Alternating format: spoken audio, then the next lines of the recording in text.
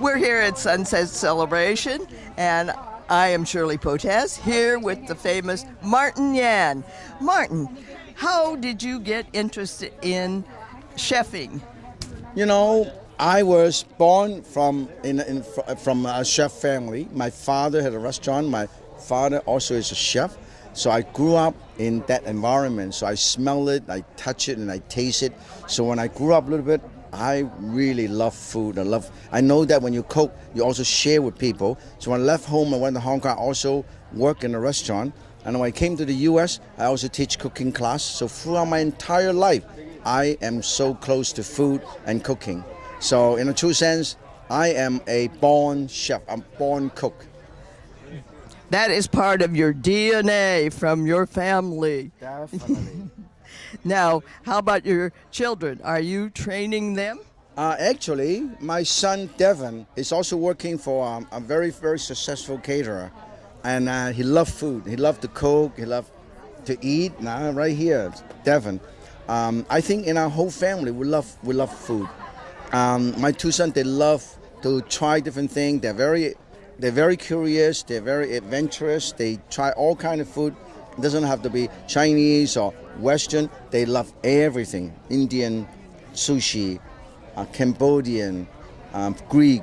So I think the most important thing is to entice and encourage the young people to be adventurous, to try different things. When you try different food, you also understand different culture.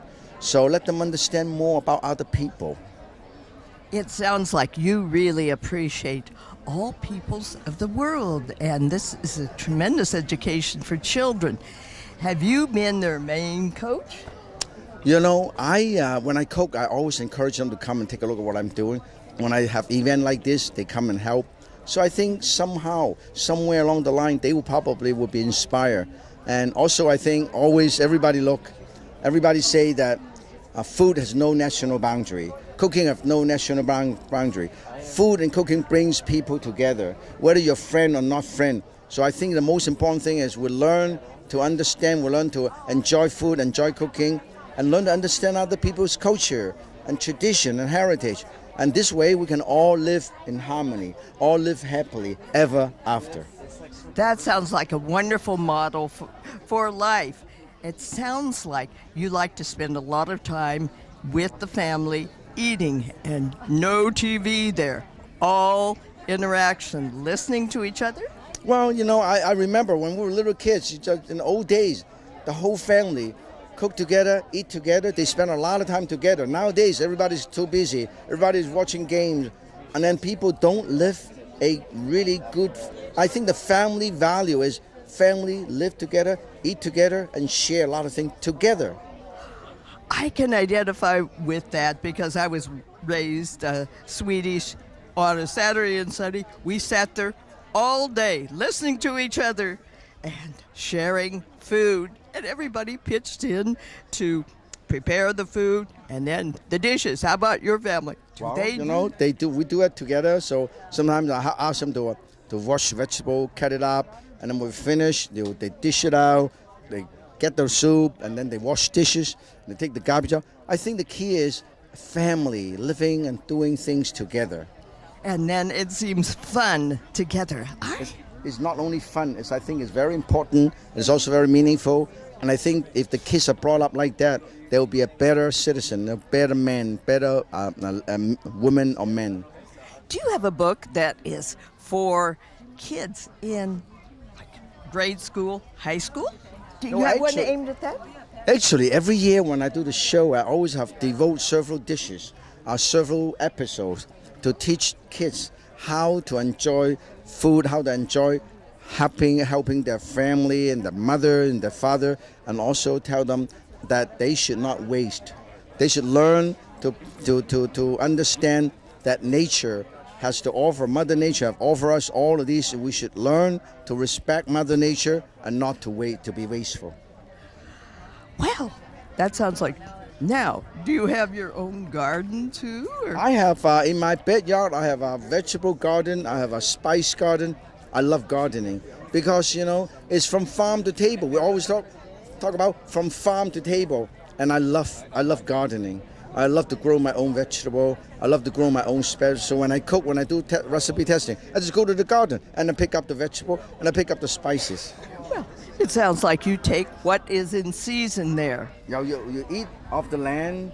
You eat of the ocean. If you are a fisherman, you eat of the ocean. If you live on land, you live off land. So I think the key is learn how to respect nature. Well, it sounds like we could all learn a lot from you right now.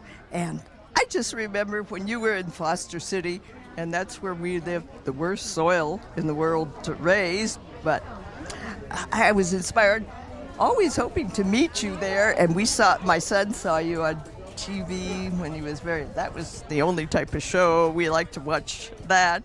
So tell us now what you do, where you travel to different countries. I for the last ingredient in many dishes. Instead of rice? Oh yeah, that's true. Northern China, they eat a lot of wheat, a lot of potato, a lot of corn. In southern China, eat a lot of rice. Wow, you're an encyclopedia of international cuisine. And I see that you also have special knife. I don't know if this is always. It looks very dainty for women. You know what? The knife we have is designed for American kitchen. It's nice and it's sharp. It's well balanced. It's easy to use, and I use it every day, every morning to shave. Look, it's nice and clean. Yes. Clean shave. Yes. And then also I use the same knife to bone a chicken in 18 seconds. I can cut. Yang can cut and you cannot, because when you use the knife, just like any tool, when you use it, get used to it, then you become very proficient. Everything is about practice. Practice makes perfect. Just like any job, anything, photography, cinematography, tennis, cooking, cutting, everything is about practice. Totally, you got to be passionate about what you do. Like what you do, what I do, we got to be passionate. We have to love what we do. I understand that. The passion is your purpose in life. Now, look at down here. We have these chopsticks. Do you eat with different colored chopsticks every day for certain occasions? I think the key with chopstick is when you eat with chopstick, is the best way to go on a diet, but you eat slower. We pick up things one at a time. So actually, eating with chopstick is actually a good practice, a dietary practice, because you eat slower, you eat less. Right. I remember there was a Dr. Fletcher who said you needed to chew 32 times in order to digest. So we could learn something from you, and we could learn to use the chopsticks and eat slower. I see you have a whole lot of people here that want your attention. I thank you so much for your time. I really appreciate it. It's been an honor. It's been an honor to share my passion and my love with all the people, your audience, your listener, and your fans. And I thank you so very much. You're welcome.